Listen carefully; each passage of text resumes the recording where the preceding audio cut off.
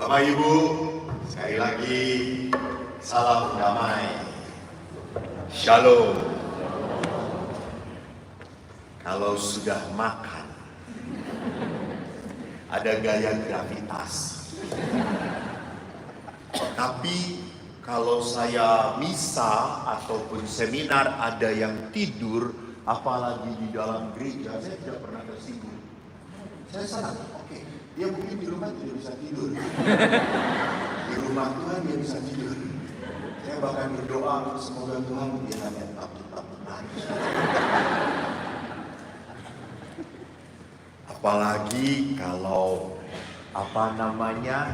rumah Tuhannya ada AC-nya. Nyaman sekali.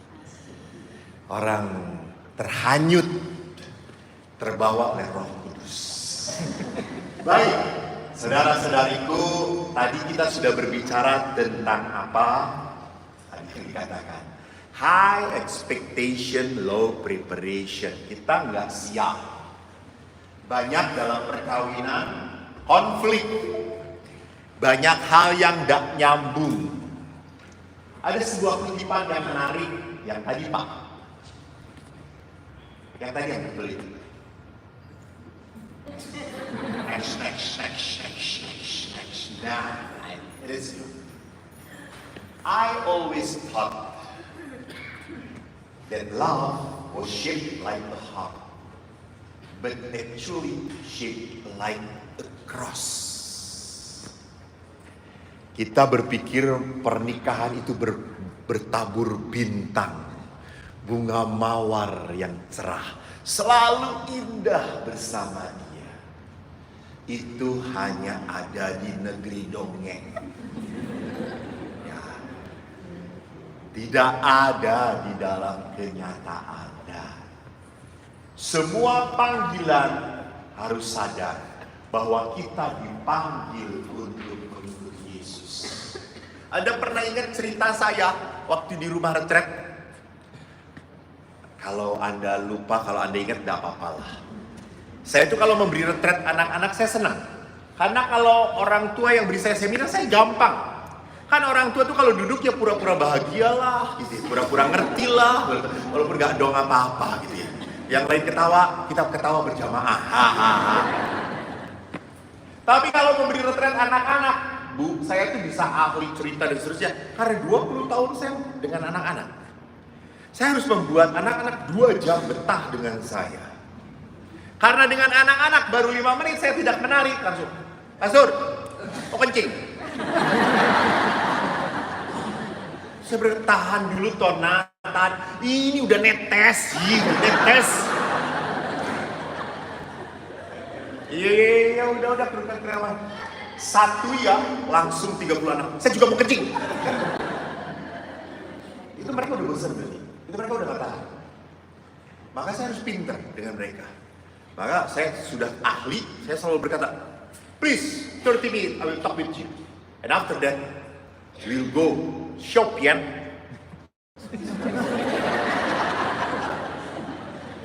Kita akan kencing berjamaah. Kita akan ada acara saling mengencingi. Nah, kan kalau anak-anak tuh spontan, mereka spontan. Lalu kan anak-anak yang retret itu kan tidak semua Katolik. Saya senang bahwa tadi beberapa peserta pernah retret dengan saya. Syukur kepada Allah. Mereka sudah bertobat, walaupun bukan karena retret dengan saya. Jadi SD itu kalau retret kan ada yang Muslimnya, ada yang Budanya, ada yang Hindunya, ada yang Katolik dan Kristennya. Lalu saya tanya, Nana, siapa yang Muslim? Angkat tangan.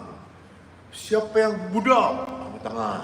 Siapa yang Kristen? Angkat tangan. Siapa yang Katolik? Angkat tangan. Biasanya sekolah Katolik didominasi oleh orang Kristen. Banyaknya orang Kristen. Sekolah Kristen didominasi oleh orang Katolik. Lalu setelah saya angkat, nah, kenapa kita yang Kristen Protestan, Advent, Pentakosta, bahkan Katolik kita disebut Kristen? Kenapa kita disebut Kristen? Ada satu anak dan banyak yang lain angkat tangan. Saya lihat ada satu anak, dia dengan semangatnya mau tanya, saya. Ya, nak, kenapa? kita disebut Kristen? Karena kita bukan Muslim.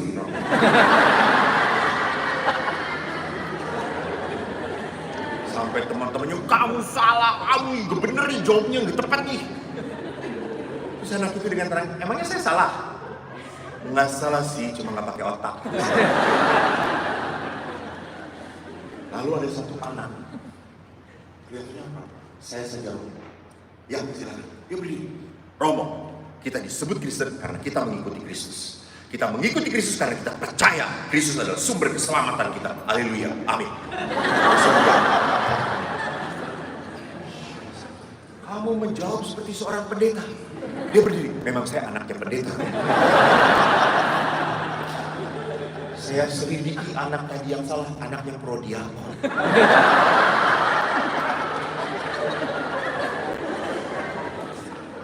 Lalu saya ngomong, betul, kita disebut Kristen karena kita mengikuti Kristus. Bagus. Nah, kalau kita mengikuti Kristus, berarti yang di depan siapa?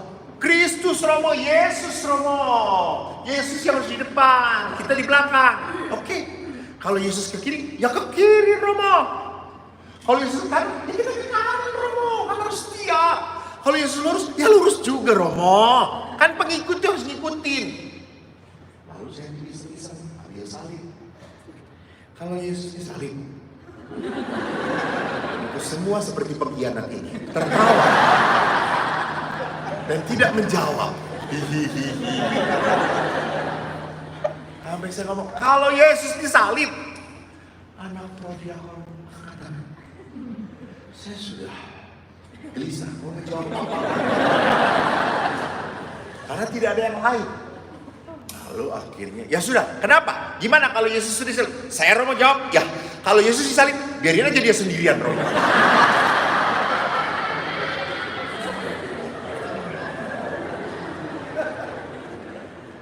Saudaraku, ingat, kita seringkali lupa our identity, pengikut Kristus. Kita pikir kita sudah diselamatkan, so we do nothing, we get our salvation. No! Enaknya aja. Setelah dibaptis, we get the ticket going to the heaven. Enak kampret, gua tau kayak gitu juga gak akan jadi pastor. Nggak seperti itu kali gitu ya. Maka lihat Ibu Teresa bagus banget. Next, kutipannya.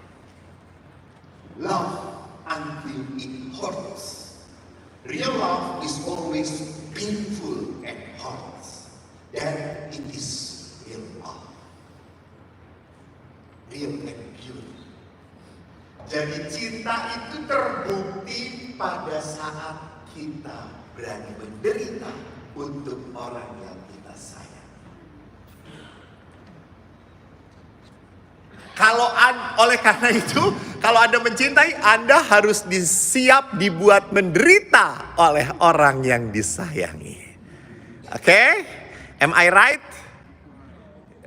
No? How come? Ya harus siap. Harus siap. Why? Harus siap. Bapak Paulus mengingatkan. Next. Di dalam Amor Laetitia, tidak ada keluarga jatuh yang dari surga dibentuk sempurna, dikemas sekali dan bagi semua. Membutuhkan perkembangan cinta, kemampuan untuk mencinta. Dan kemampuan untuk mencintai itu diwujudkan, ditunjukkan dengan kemampuan untuk mengampuni. Tolong bedakan kemauan dan kemampuan. Mau mengampuni? Enggak lah. Susah. Apalagi si borong kokoknya. Dia nyebelin. Lihat tidurnya, ya ampun ngangan. Keluar air di mana-mana. Bunyinya, ya ampun MRT-nya kalah. Suaranya. Oh.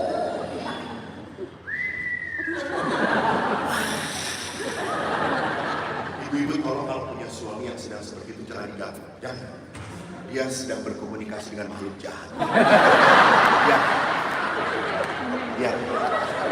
Doakan saja.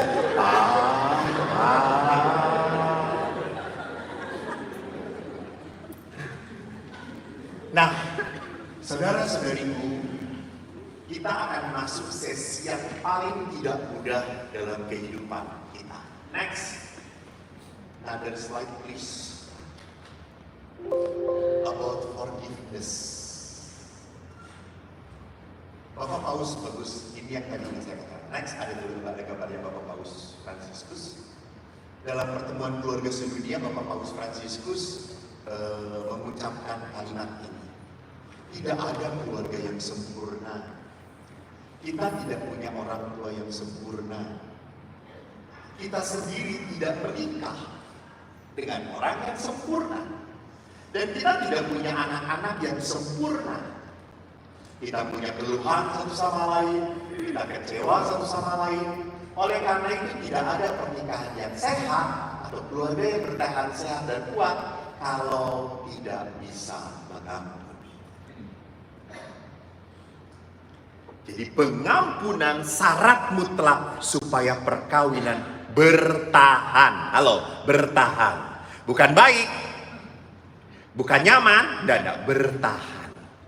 Kalau sudah tidak tahan, pastor, ditahan-tahan.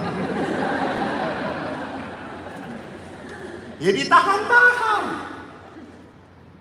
Ingat, Yesus berakhir tugasnya di mana? Dengan kalimat apa? Selesai. Di mana? Di salib. Jadi kalau Anda tidak bisa menyelesaikan tugas Anda sampai seperti Yesus disalib, you are not follower of Christ. Percuma Anda dibaptis. Sorry. Yesus gak cari suami yang suci, yang gak pernah serong. Yesus gak pernah cari istri yang gak cerewet. Gak mungkin banget. Impossible.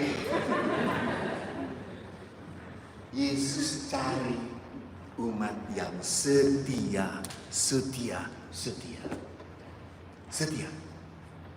Maka kuncinya cuma satu, forgiveness, pengampunan. Coba dalam hidup Anda, apakah mudah mengampuni itu? Sulit mengampuni? Sulit?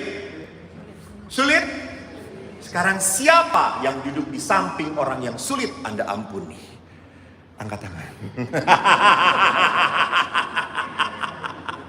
Nggak perlu.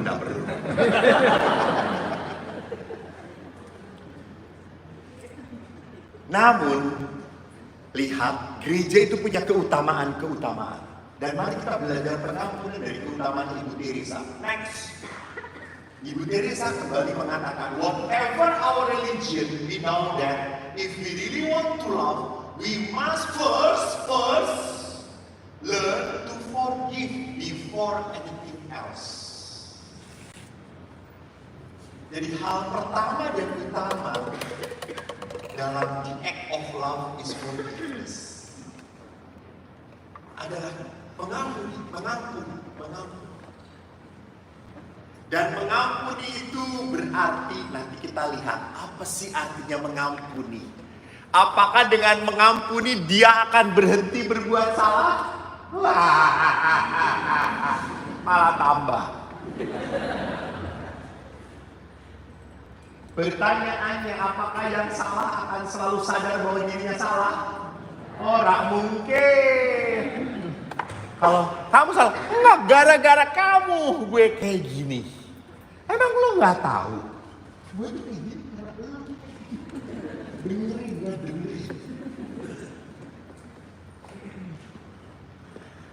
Jadi kalau kita masuk Ekaristi, keren banget Ekaristi itu. Kalau Bapak Ibu sadar. Karena Ekaristi dimulai dengan apa? Mea culpa, mea maxima culpa. Saya berdosa, saya sungguh berdosa. Tidak ada dalam Ekaristi, kau berdosa, kau sungguh berdosa.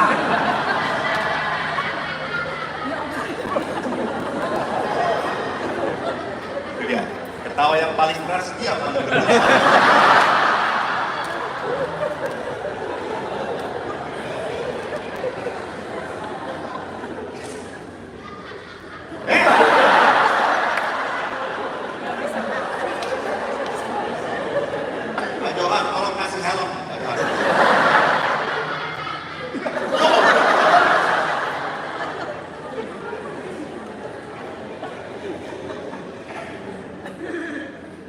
Jadi Ekaristi sebagai sebuah perjumpaan kita dengan Tuhan yang paling ulung, paling unggul pun mengajarkan kita becoming apa? Menjadi pribadi yang humility. Ingat toh, humility itu dari kata humus, tanah, rendah hati, mengakui, ya saya salah, ya saya salah. Next, forgiveness is a book about decision and process. Do you decide? Gak bisa pengampunan itu mengalir begitu saja. Ya udah gua ampuni, lu udah gua ampuni. Enggak. Banyak sekali gua ampuni lagi lu ya. Tapi dulu jangan macam-macam. Sekali jatuh lagi. 7 turunan gak ada nama lu. Jadi kita mengampuni bersyarat.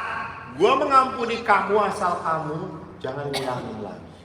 Asal kamu gak gitu lagi. Asal kamu ngedengerin saya. Ya, that's not forgiveness. Itu mengatur. Next.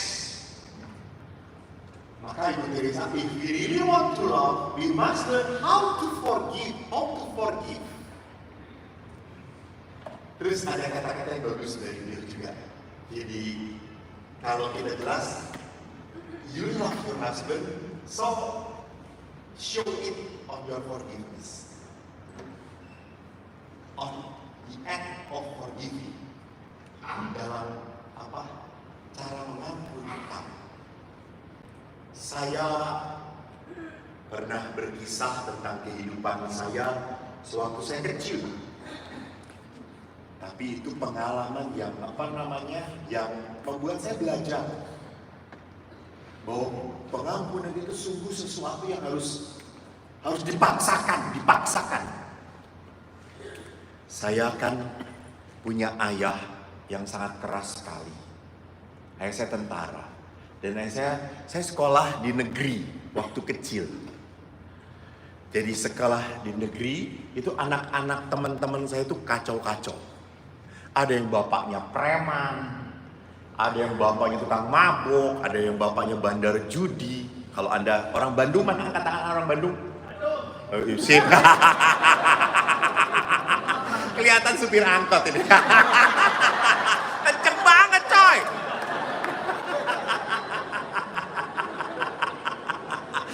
Bandung, kali deres.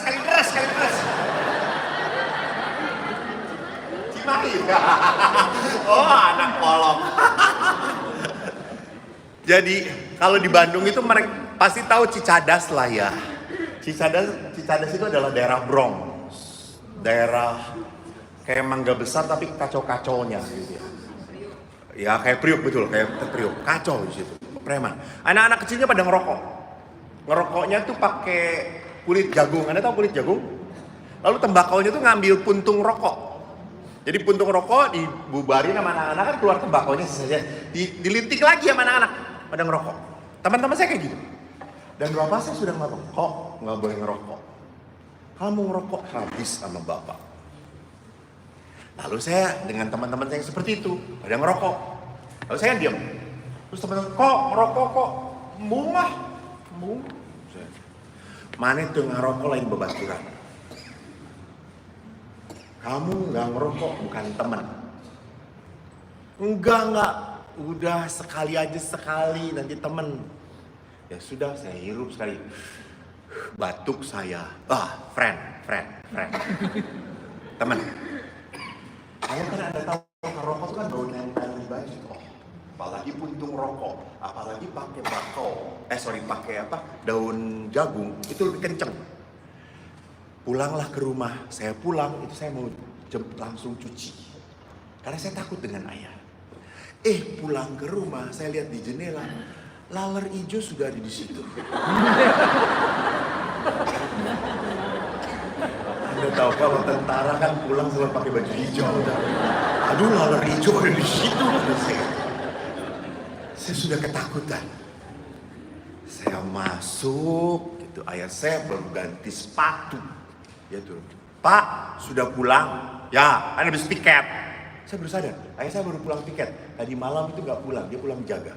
Oh, ya. Terus saya salam ayah. Lalu ayah berkata, kok bau rokok ya kok? Terus saya, iya ya Pak, kok bau rokok ya Pak? Jangan-jangan tadi ada tamu Pak. Asbaknya masih bersih. Lalu berkata, kamu merokok ya?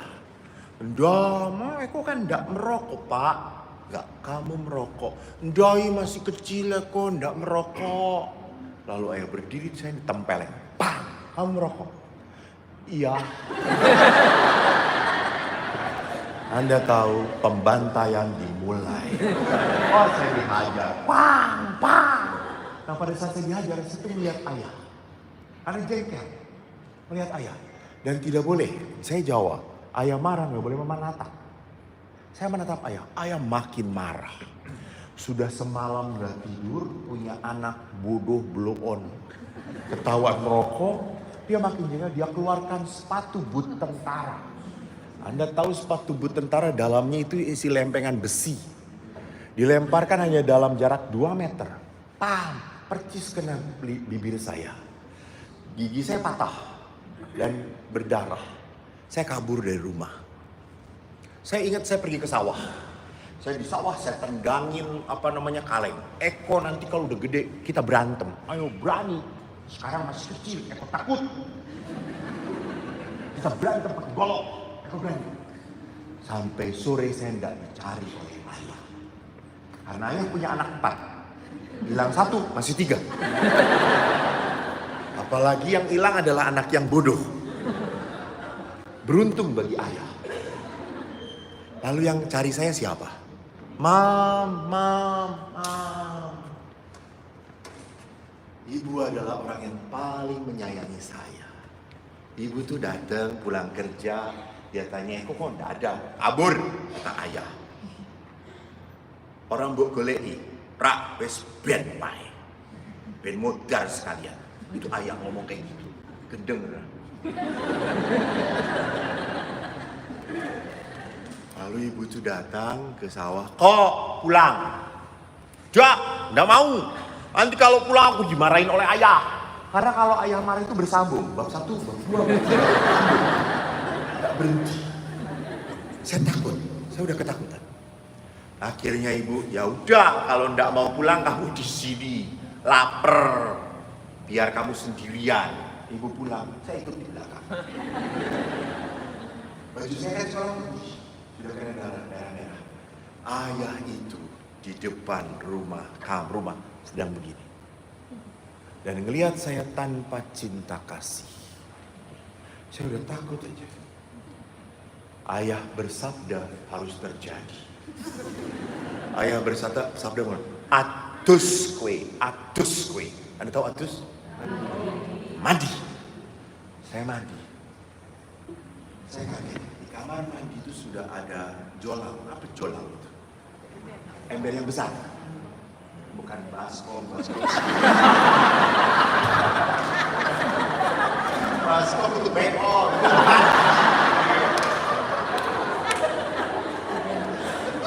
Ember besar. Suami tidak boleh menertawakan istrinya. Ini gak apa-apa, salah dikit nih gak apa-apa.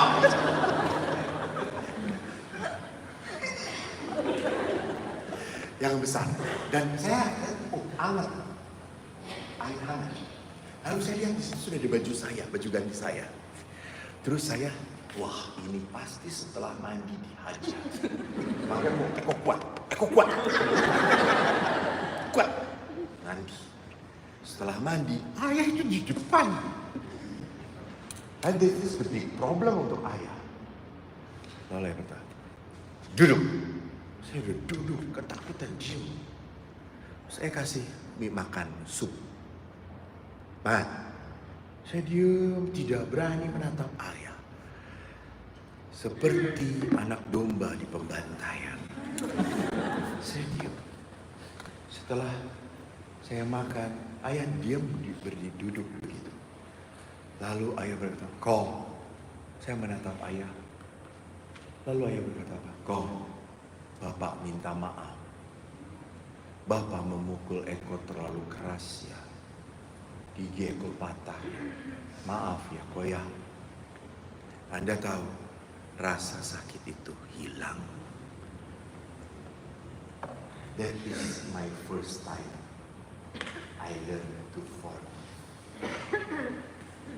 Ayahku yang begitu keras, dia salah, dia mau minta maaf.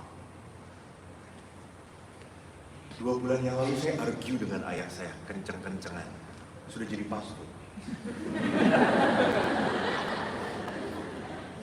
Padahal ibu sudah meninggal, dia satu-satunya yang berharga bagi hidupku. Kita marah, bam. Lalu setelah itu saya duluan. Pak, maaf, Eko duluan ngebentak Bapak. Maaf, Eko salah. Dan Bapak saya, aku juga salah kok. Maaf kok, aku terlalu egois. Oke, thank you. Terima kasih.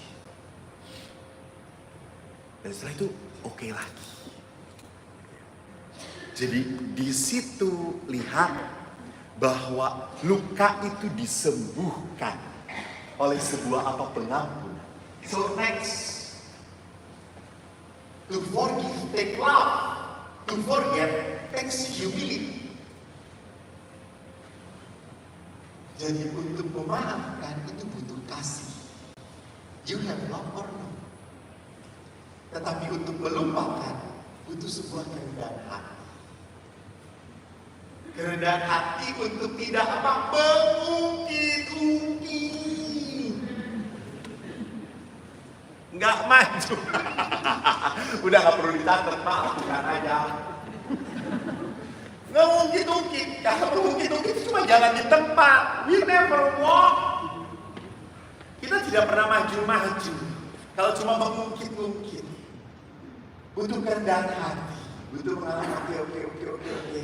Kamu pernah jatuh, saya juga sama. Karena you pernah fail, gue juga pernah fail. Cincai, bocai. Asal bukan cincai, lancai. Jadi udahlah, fair. Gak apa-apa. Kau pernah gagal, kau pernah salah, aku juga demikian. That is humility. Next. Maka kita lihat, Ibu Teresa, people ask me what advice I have for married couple struggling in their relationship. I always answer, pray and forgive. And to young people from violent homes, I say, pray and forgive. And again, even to single mother with no family support, pray and forgive. So, apa sih connectionnya antara pray dan forgive? You can forgive if you pray. And if you pray and you cannot forgive, so your pray is omong doang. That's not the actual prayer. Bohong. Karena apa? Pray itu kekuatan. Supaya kita melakukan. Jadi kalau saya sungguh berdoa, kau harus belajar sungguh berani untuk memaafkan. Dan saya hanya bisa memaafkan kalau ada unsur kuasa Tuhan menyertai saya. Tolong. Kan gak mungkin, Bu, kalau ibu disakiti, apa yang ibu secara spontan ingin lakukan kepada orang yang menyakiti? Balas. Karena itu hukum mata ganti mata, gigi ganti gigi, itu hukum manusiawi. Tetapi hukum ilahi adalah apa? Cintailah musuh. Doakanlah orang yang menyakitimu. Edan. Masih bertahan jadi pengikut Kristus. Edan. Tuntutan Yesus berat, betul. Tetapi Yesus mengatakan, you can do it with me. Mari kita lihat lagi perjalanan. Next. Maka manusia itu, forgiveness adalah sebuah perdamaian, rekonsiliasi. Rekonsiliasi itu artinya apa? Berdamai, nyambung lagi.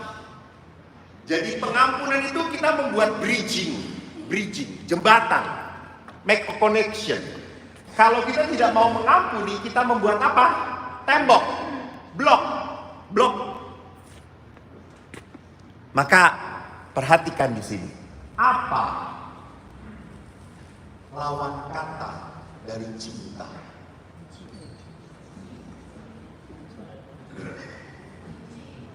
Apa?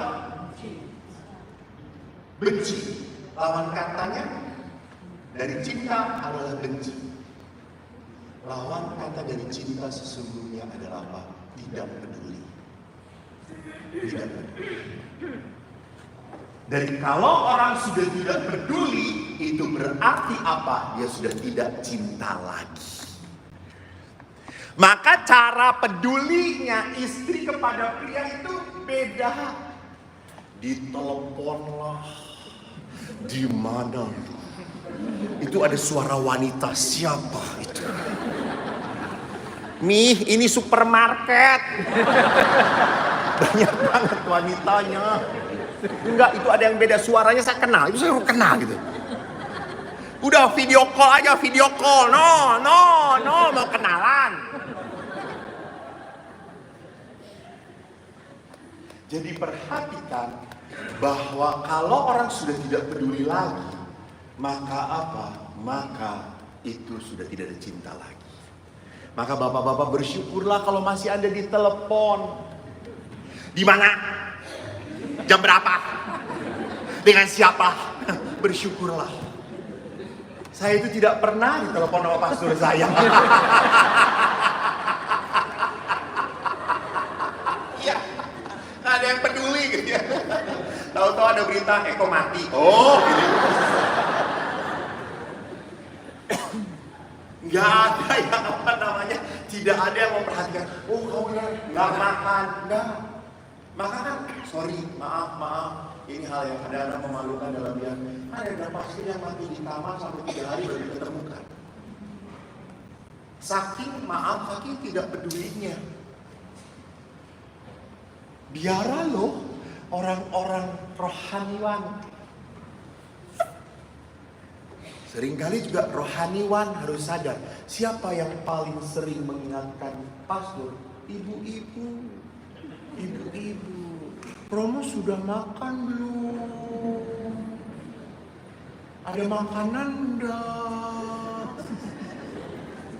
Itu Pastor Johan 15 tahun di sini subur. Aku sih cek ini gitu. Saya lihat ya Allah kayak tukang babi itu lama-lama. Dipelihara. Ibu-ibu di Indonesia kalau ngasih makanan ke pastor, selalu makanan baru dimasak. Tuh, makanan baru. Suaminya udah 7 hari diangetin lagi. Kasian banget. Betul mama bapak.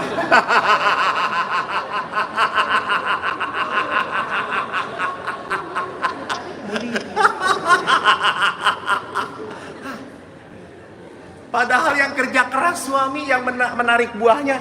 Pastor.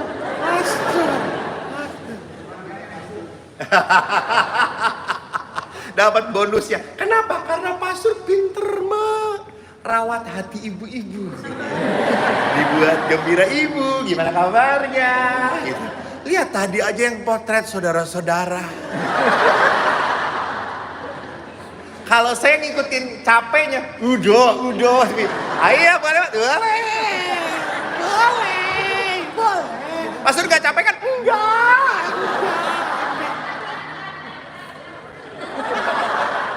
Ini yang potret berkali-kali nih. Dan kalau ibu-ibu tuh kalau potret, hasil potretnya siapa yang dilihat duluan? Dirinya sendiri. Enggak, gendut, ulangi.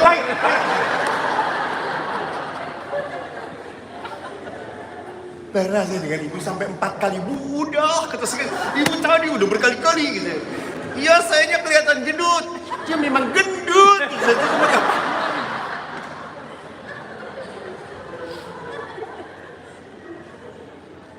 Maka Bapak Ibu, Bapak-bapak, Anda harus tahu bagaimana memotret istri Anda. Harus kelihatan ramping, balikin. Ya, Bapak, itu anak milenial, angle-nya harus bener. Jangan ngeblok begitu, ngeblubur itu, jangan ya. Ambil dari jarak jauh. Kalau bisa 2 kilometer. Saya yakin istri Anda ramping. Angle-nya jangan lurus, dari atas sedikit. Jadi kelihatan slim. Saya suka ini bener gak motretnya, karena pasti ngulangin lagi. Pernah dia ngulangin lagi setelah 4 kali dia baru puas. Bagus. Terus kan saya ingin tahu tuh bagaimana ukuran bagusnya itu toh. Gua lihat. Bagus. Memang sih ibunya slim. Tapi guanya blur.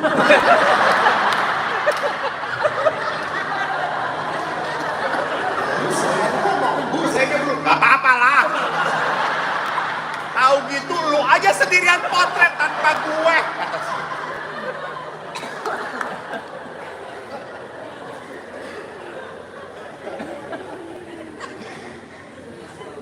Jadi, mari kita mencoba untuk melihat damaian, rekonsiliasi di dalam sebuah perjalanan pengampunan itu apa yang harus terjadi. Next. Pertama yang harus terjadi adalah letting go. Kan tadi di sesi tadi saya selalu mengingatkan, kita tuh selalu pintar mengumpulkan penderitaan. Bukan mengumpulkan berkat, mengumpulkan kesakitan. Selalu kita simpen, kita taruh, kita diamkan. Lama-lama meledak. Anda capek batin, Anda capek hati. Ingat, Allah itu menjanjikan sukacita dalam kehidupan. Bu, bagaimana Anda bisa bersukacita kalau di dalam hatimu penuh full of anger,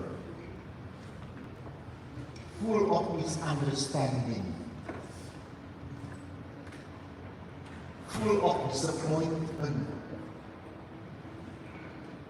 Dan saya kalau mendengarkan orang-orang yang cerita penderitaan, selalu dia merasa bahwa dia adalah orang yang paling menderita di seluruh dunia.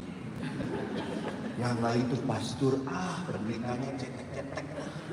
Saya itu pastor penderitanya berdarah-darah. Ya mungkin ibu waktu kehilangan keperawanan gak ada darahnya.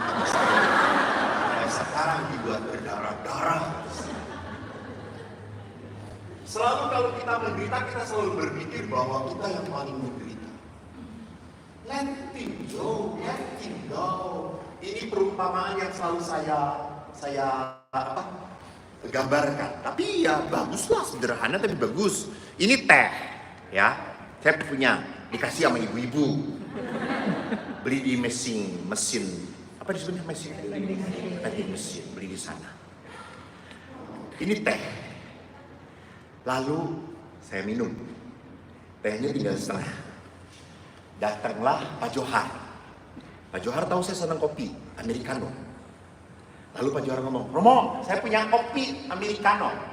Sedangkan saya sedang pegang gelas ini, misalnya gelas ini berisi teh. Mau Romo? Mau Pak Johar? Aku mau. Terus Pak Johar berkata, ini saya tumpahkan ya. Bagaimana supaya saya bisa menikmatin kopi dari Pak Johar? Padahal di gelas saya masih ada teh. Apa yang saya lakukan? teh ini buang dulu, atau saya habiskan? Apakah mungkin teh ini saya tetap simpan, lalu kopinya ditumpahkan di sini?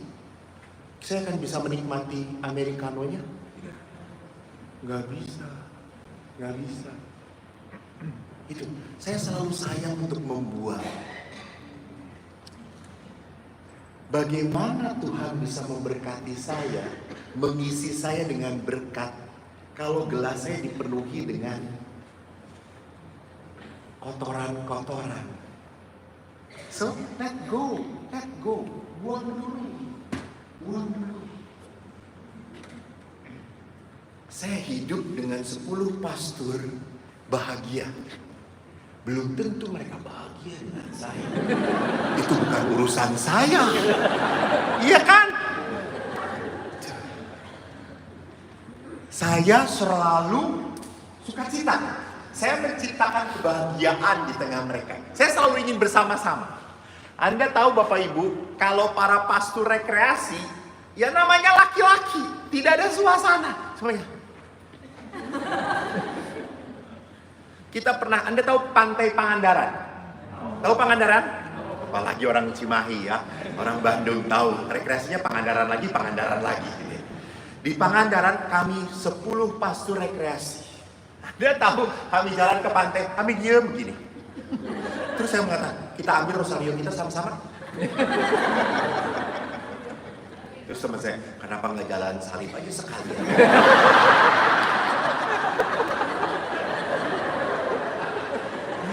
Rekreasi kan garing banget laki-laki gitu ya. Gak ada yang menariknya satu sama lain gitu ya. Eko ini orang yang senang pengalaman. Saya hobi camping. Saya hobi naik motor. Saya 2 kali keliling Sumatera. Pernah datang ke tanah leluhurnya Bapak Johar, Rengat. Itu nggak ada di peta. Google cari juga muter terus. Karena itu dulu adalah tempat buangan jin ya Pak.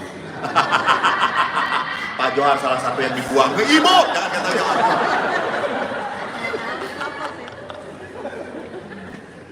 Saya hobinya camping, saya hobinya jalan. Lalu pada saat di Pangandaran itu kita rekreasi, saya pinjam body surfing. Anda tahu body surfing? Itu papan selancar tapi tidak berdiri, kita tiduran. Terus teman saya, ngapain kok? Pinjam body surfing, mau main di pantai. Jangan kok, malu kelihatan umat. Emang kita bukan manusia, kagak apa-apa lah, pakai cangcut juga nggak apa-apa. Sama burung punya, sama udah ribut lah. Kecuali burung lu 2, kata saya.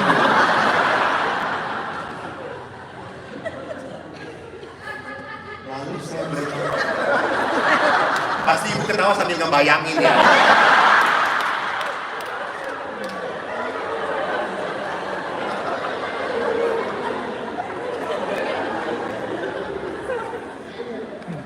Lalu saya itu main body surfing, semua pastor lihat, enak ya kok, enak. Sewalah mereka body surfing. Wah, lalu kita main senang, ketawa akhirnya. Lalu pada saat main itu, saya ada satu teman yang nggak terlalu bisa berenang, tapi dia mulai menikmati. Terus saya ngomong, ingat ya pantai selatan itu ada Nyi Roro Kidul. Dan Nyi Roro Kidul itu katanya senang orang-orang yang nggak kawin. Bener kok? Iya, langsung dia balik kamu.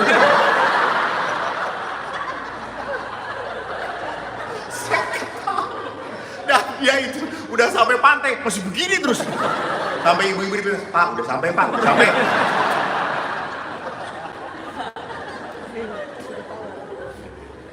Jadi saya 10 pastor semua tidak menyenangkan saya. Ada kontrak, kita pernah berkelahi, kita pernah argue, but I never put it on my heart. Okay, letting go. Selesai. Saya mau bahagia jadi pastor. Titik. Saya mau sukacita jadi pastor. Saya yang bisa create my happiness. Kalau saya ngikutin, pastor itu cuek banget, nyebelin banget. Saya malah capek sendiri. Saya pernah bentrok dengan satu senior saya. Senior ini kalau ditugaskan selalu banyak alasan. Saya nggak bisa. Ada tugas. Tugasnya lagi, saya nggak bisa. Nyebelin banget. Saya tanya pimpinan, pastor mau bunuh itu dosa. Kalau kira mau bunuh itu pasti. Saya ada tentara, saya kalau nggak suka kejar. Oh, kamu pastor, pastor. Gak ada cerita pastor masuk wing. Saya langsung dilarikan dia ke Papua. Lalu akhirnya pastor biasa pimpinan sabar. Dia menyucikan kamu. Haleluya. Lalu Eko ini sangat jengkelnya. Suatu saat dia ditugasin, gak mau. Dia pergi, saya kuntit dari belakang. Dia kan naik motor, gue naik motor dari jarak jauh. Kemana dia? Bukan ke rumah janda memang.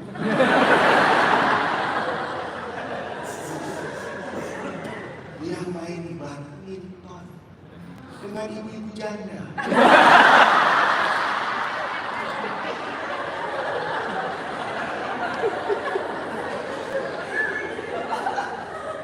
Yang tahu mana yang lebih menarik. Eko marah, jengkel, kesel. Saking keselnya, I never talk to him anymore. Gue cuekin. Tapi namanya orang salah itu kan gak pernah merasa bersalah. Iya gak? Dia oke-oke saja. Dan kami kalau di biara, doa malam, itu kami harus berkeliling. Dan dia percis di depan gue. Pas doanya. Abang-abang makin soft. Dan doa selalu ditutup dengan doa Bapak kami. Dan doa Bapak kami itu ditutup dengan kata-kata yang paling gak gue suka. Ampunilah kesalahan. Gak mau gue. Kan, gitu? Ampunilah kesalahan kami. Seperti saya tidak mau mengampuni dia. Gak, saya Bapak kami dia. Saya gak mau. Dan dia setiap pagi kalau makan selalu menyapa saya. Halo Eko, apa kabarnya? Dia duduk di samping saya nggak ajak ngomong. Saya ajak ngomong teman yang sebelah kiri saya. Dia sebelah kanan. Lama-lama saya itu, bisa hancur panggilan saya. Lalu saya ingat, iya, saya selalu memberi nasihat pada umat. Lu kalau nggak bisa memaafkan, berdoa, doa. Saya novena. Tuhan ubah dia.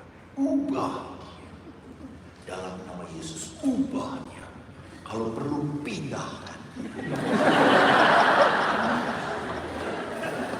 Saya percaya pada kuasa doa 9 hari, 2 doa. Dan pada hari ke-9 terjadi keajaiban. Saya masuk kamar makan seperti biasa dia berkata, halo Eko. Tiba-tiba, halo lagi. Eko menjawab.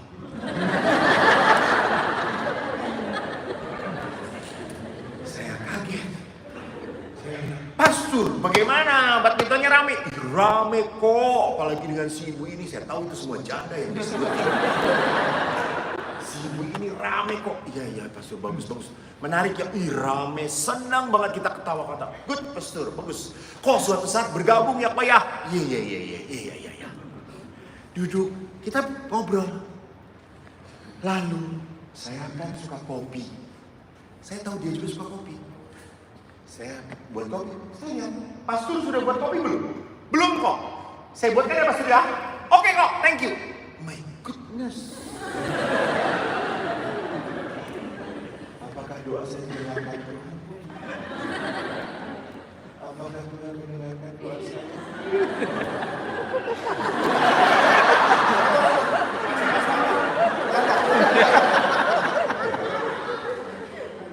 Apakah Tuhan mendengarkan doa saya? Tuhan mendengarkan doa saya? Ibu nggak mendengarkan cerita saya.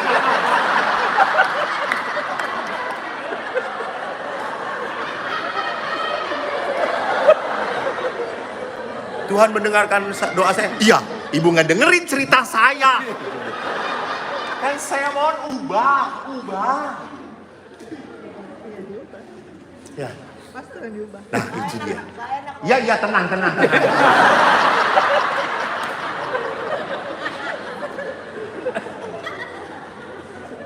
Tuhan mendengarkan doa saya.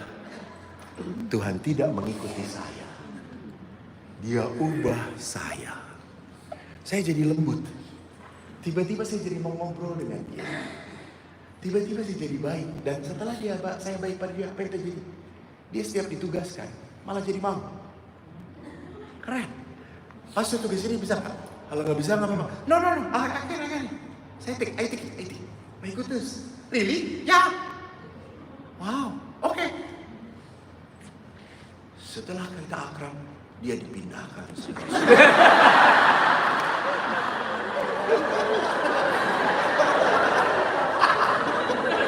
Tuhan itu tidak bisa kita mengerti caranya. Aneh. Babe kita itu aneh yang ada di surga. Babe itu tadi, when you let it go, God can come. So let God. Let God. Setelah letting go, you can let God. Let God. Ibu-ibu, sungguh saya sebagai pastor, saya merasa ini semua karena berkat Tuhan. Karena berkat Tuhan. Saya dipakai gitu ya. Saya tidak punya mimpi dari dulu bahwa saya menjadi famous, terkenal. Dulu waktu saya kecil, kalau Anda tahu, saya itu dijauhi oleh perempuan. Teman-teman saya. Hobi saya itu cari layangan, maka saya hitam. Sejak kecil saya ada selalu umbel 2 di sini. Warnanya hijau pekat. Apa ini dalam bahasa Inggris ini? Leho, ya Allah. Kelihatan Cimainya kampung banget itu. Orang sudah nyebutnya leho, betul leho. Kalau leho keluar, ingus hijau. Lalu kan teman-teman seorang sudah ya udah kita bahasa Sundaan lah gitu. Orang teman-teman kok tergelu lehona. Piceun, nggak akan dibuang, dimasukin lagi.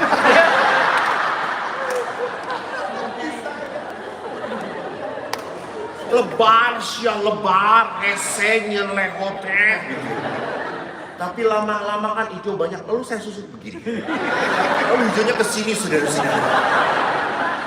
Kena matahari kering.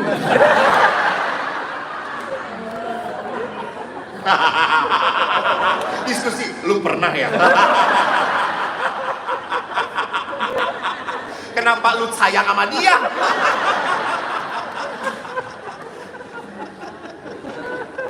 Nah, lalu setelah kena matahari kering, ada angin, muncul satu-satu. Maka perempuan itu selalu ngomong ulah jeung si Eko bau, si Eko bau gitu. Saya pernah kan kalau SMP itu kan duduk dicampur laki perempuan. Lalu ada perempuan di samping saya. Eko, minggir. Ini batasnya. Jadi sejak kecil saya sudah takut dengan wanita gitu. Gak boleh lebih. Saya diam saja. Saya kata, nggak banyak apa yang mau dekat dengan saya. Sekarang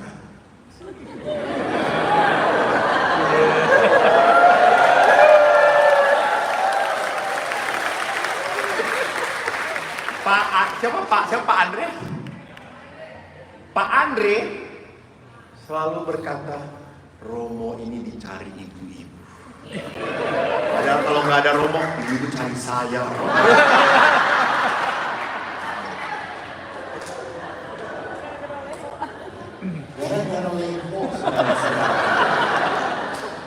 Jadi apa yang menarik dalam pengalaman kita di saat Anda berani berserah kepada Allah, Allah turun tangan.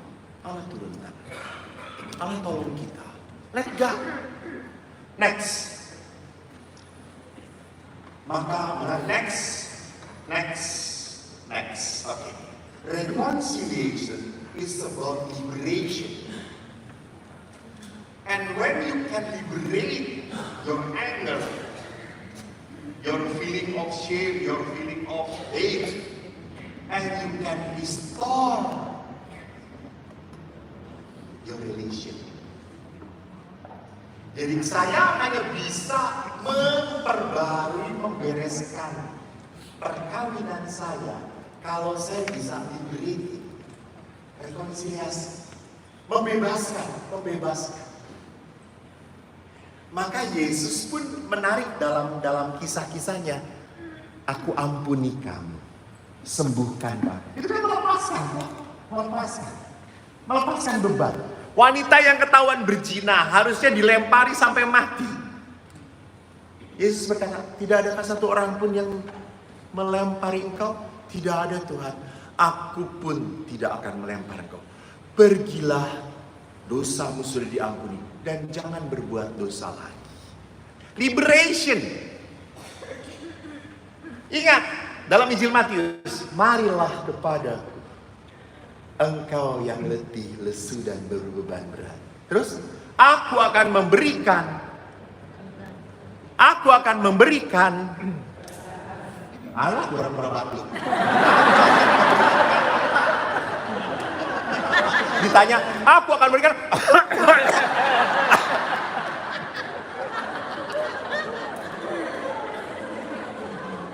aku akan memberikan kelegaan kepadamu. Kegelapan, liberation, kelegaan.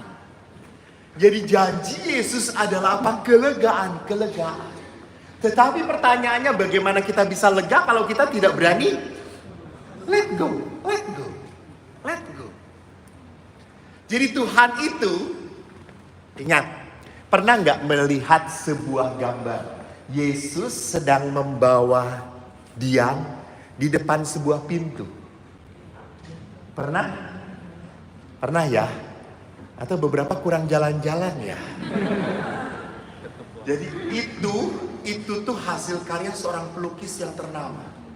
Waktu selesai melukis, dia kasih kepada seorang kurator, seorang kritikus lukisan. Tolong lihat apa kekurangannya. Lalu si kurator ini, si kritikus ini berkata, ini aneh ini. Yesus berdiri di depan pintu. Ini pintunya nggak ada handle-nya. Ini pintu hanya bisa dibuka dari dalam. Dan pelukis itu benar. Ya itulah hati kita. Yesus nggak akan pernah bisa masuk kalau kita yang punya hati nggak pernah open my heart. Baru you open and Jesus will come. Sama. You letting go and God will release you. Memberikan kelegaan padamu. Next.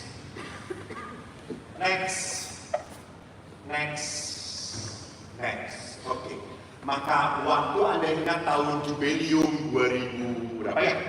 Jubileum tahun kerahiman 20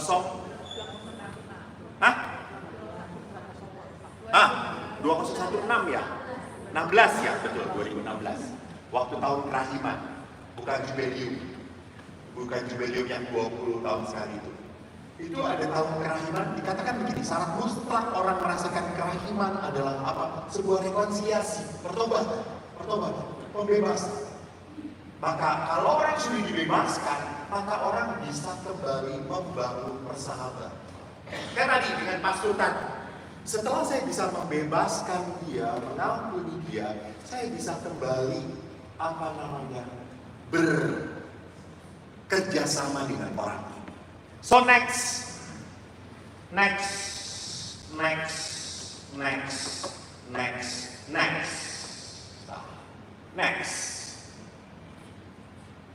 Oke. Maka kalau kita kontekskan dengan perkawinan kita ini digerakkan oleh roh kasih atau roh ketakutan, kepahitan, kesakitan. Apakah saya banyak itu tadi kekhawatiran?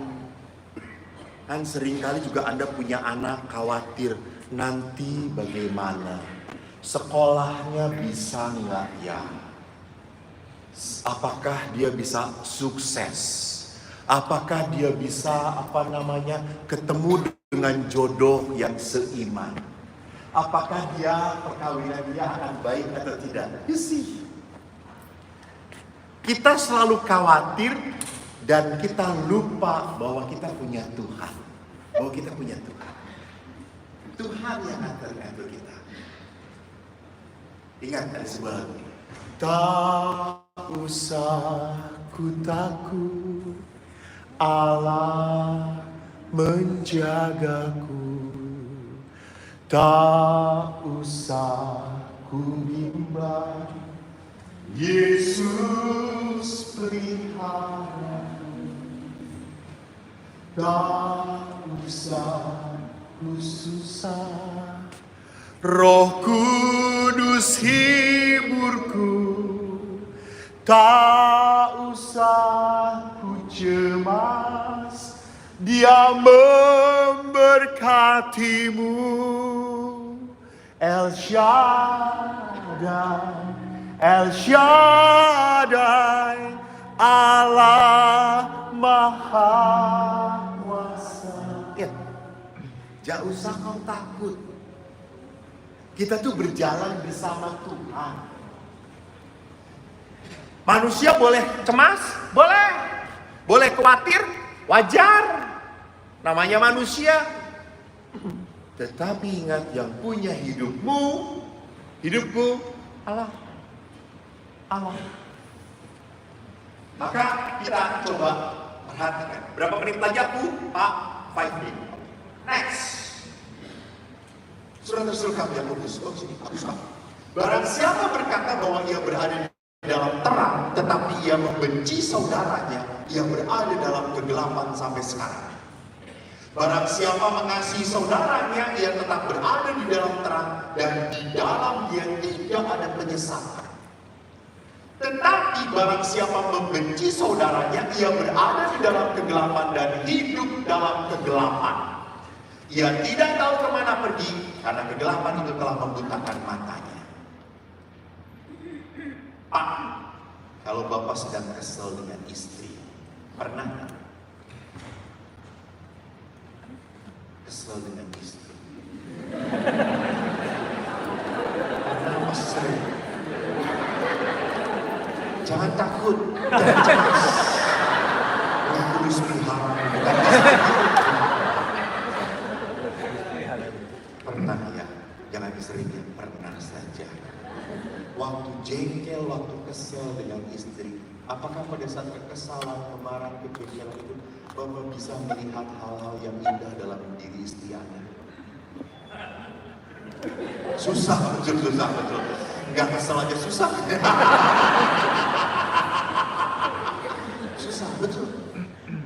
Jadi kita akan dibutakan.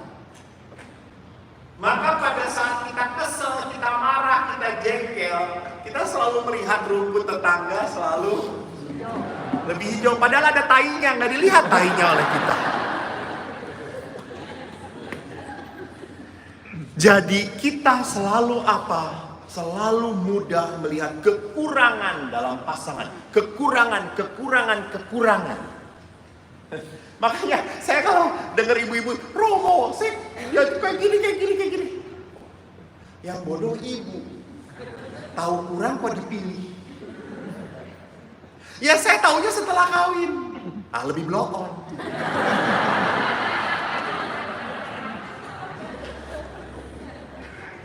Jadi lihat, barang siapa benci, maka dia ada dalam kegelapan.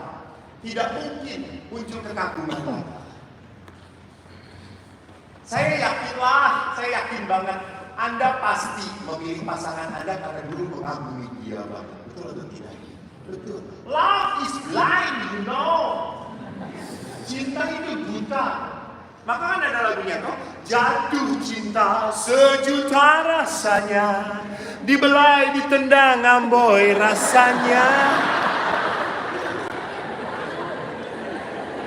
Maka kalau kata orang waktu orang sedang jatuh cinta, tai kuda juga rasa. Gile, pernah rasain, gue aja belum pernah. Tai kuda rasa coklat, buset. Sampai semiskin itu saudara-saudara.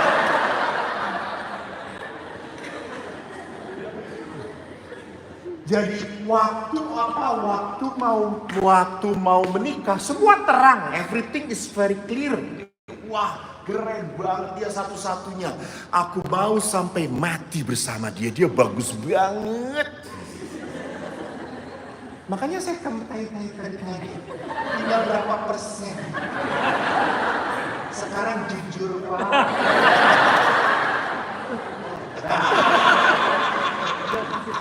Pol keselnya ingin nampol. Next.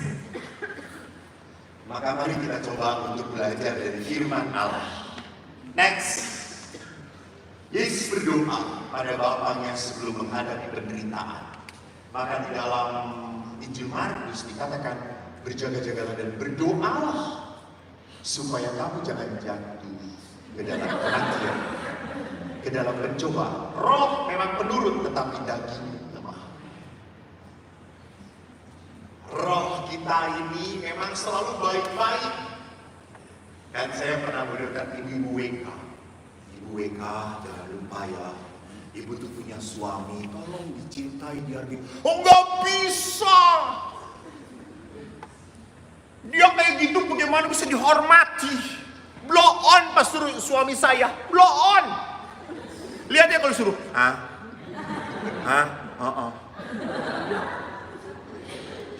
nggak punya inisiatif pastor, selalu lemas, bolot. Bu, kalau begitu mari kita buat doa supaya cepat dipanggil Tuhan. Ya nggak gitu-gitu banget sih, gitu. Ya kan ibu kesel toh, kan ibu jengkel toh. Ya sudah, biar Tuhan memberikan yang terbaik bagi hidup ibu. Panggillah dia. Enggak lah pastor, kita harus menghargai lah pastor. Betul bu, betul. Jangan lupa bu, ada suatu saat dia akan pergi dalam hidupmu. Ibu bertahun-tahun hidup bersama dia.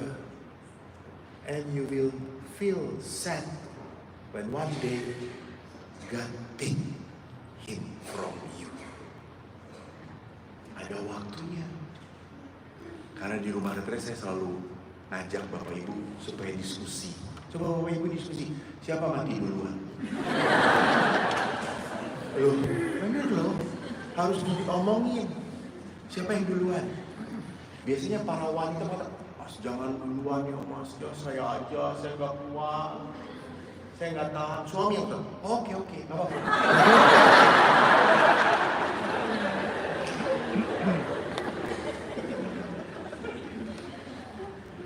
Maka kalau kita kembalikan kepada konteks bagaimana Yesus berdoa, Yesus cari kekuatan. Kenapa? Seringkali kita ini lemah sebagai manusia. Mudah jatuh dalam mengeluh. Mudah jatuh dalam ketidakpuasan. Next. Ada apa dengan puasa doa? Kok sampai Yesus berkata berdoalah dan berjaga. Next. Doa membuat Roh Kudus menuntun kita supaya mendengarkan suara Tuhan daripada mendengarkan kekecewaan dan penderitaan. Jangan lupa, yang mau beliau ada di sisi adalah Tuhan. Tuhan. Anda dengar, seorang laki-laki akan meninggalkan ayah ibunya dan dia bersatu. Lalu Yesus yang ngomong apa yang persatukan Allah. Jadi Yesus sendiri berkata, persatuan ini adalah persatuan yang dikehendaki. Maka pada saat persatuan itu menjadi berat, menjadi sulit, menjadi melelahkan, saya sudah capek, pastor sudah nggak tahan. Udah nggak tahan. Si orang ini yang pastor memang keturunan Ujigawa. Lihat ikan asin aja langsung disambar. Saya pernah melihat ampun, saya suka kaget, suka gak, aduh Tuhan, kalau masuk logika nggak masuk banget gitu ya. Tetapi terjadi. Istrinya cantik banget. Suaminya ada affair dengan wanita lain. Istrinya memperlihatkan gambar wanita yang dijadikan selingkuhannya. Ya Tuhanku Yesus bumi dan langit. Cantik istrinya. Dia bilang, Pak, itu dia sudah punya steak masih mencari ikan asin.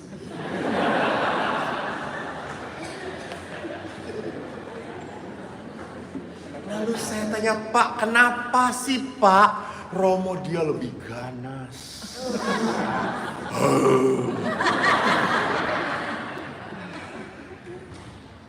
Si ibu itu Romo selalu menghindari saya, selalu menghindari saya. Hati-hati. Setelah I check. And I listen. Iyalah. Saya kan biasanya ngecek. Dan listen. Salah satu penyebab perselingkuhan adalah apa? Adalah istri yang tidak mau lagi berhubungan badan dengan pasangannya. Ibu-ibu ingat, bagi suami penting banget. Lihat wajah para suami langsung ceria. Ini seminar kayak gini yang bos. Tenang, I'm on your side.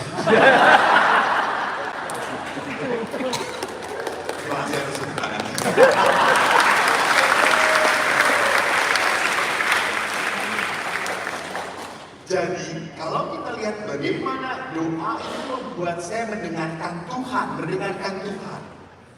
Don't listen to your pain. It's okay. Memang love it is painful.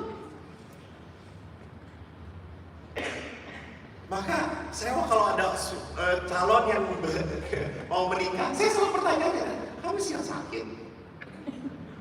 Kamu siap dikecewakan? Enggak pastor.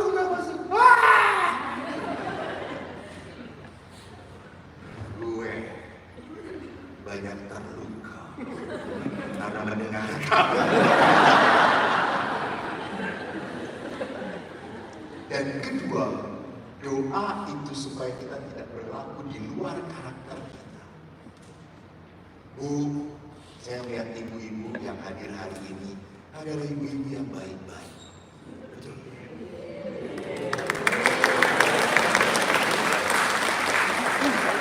Anda menjadi ibu yang ganas, melibas.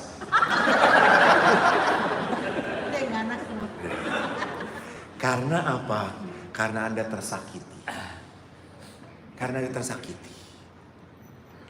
Kesakitan itulah yang membuat Anda apa? Berlaku di luar karakter Anda. Maka doa itu mencegah supaya kita tidak berlaku di luar karakter Anda. Saya ini di Bandung bekerja sama dengan kelompok psikolog Jakarta. Kami membuat retreat growth. Jadi retreat 4 tahap, mirip ME kayak gitu, tetapi kita akan buat tidak. Jadi retreat itu suami istri, harus suami istri. Kita belajar untuk bagaimana untuk mensyukuri, bagaimana untuk kembali mengagumi pasangan, bagaimana untuk mengampuni. Jadi retreatnya dilihat dari sisi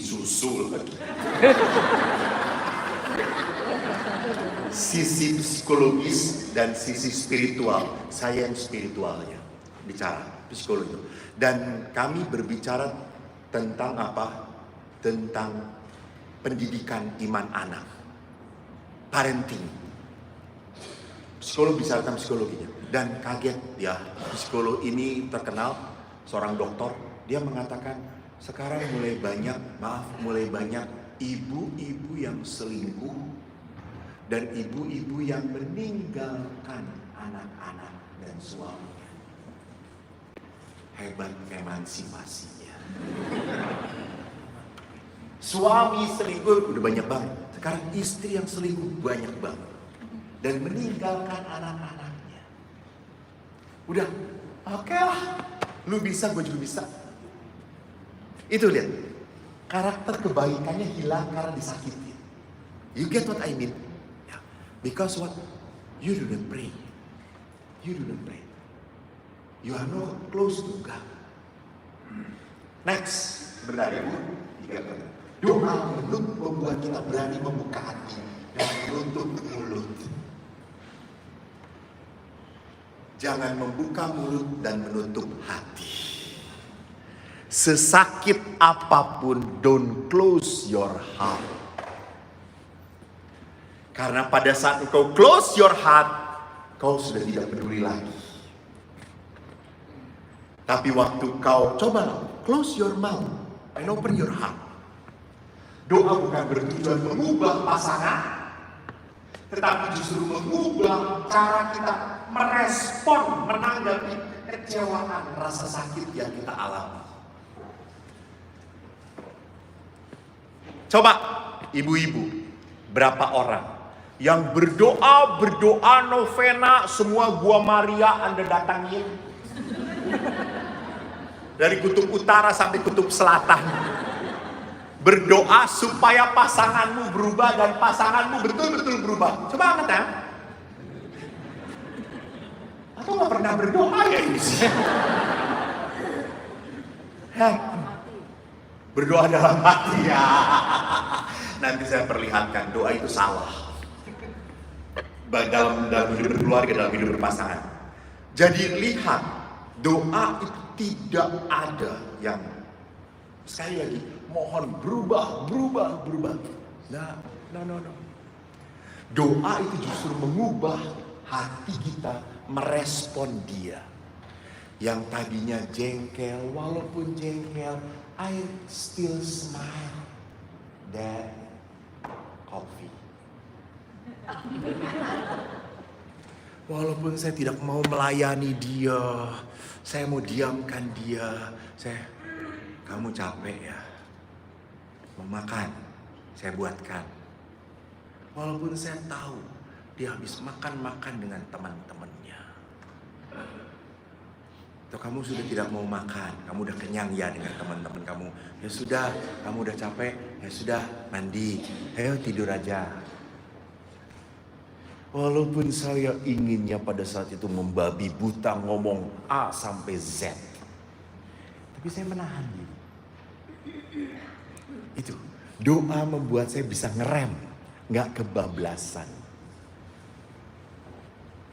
Di sesi berikutnya, saya akan mencoba memberi tips. Walaupun saya gak nikah. Jago tips saya ini. Tips salah satunya adalah apa? Bagaimana pria bisa tunduk pada Anda.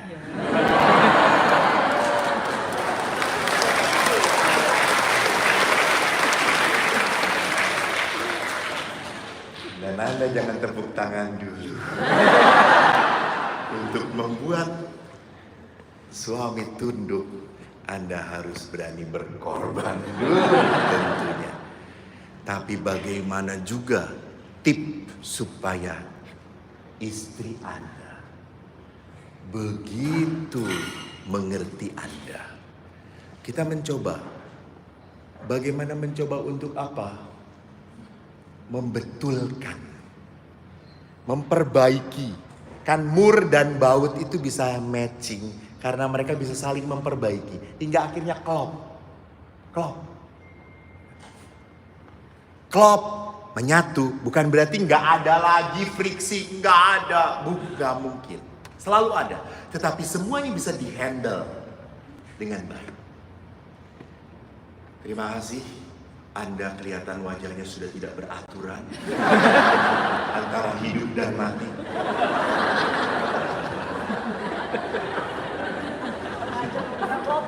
Ada yang pura-pura batuk loh.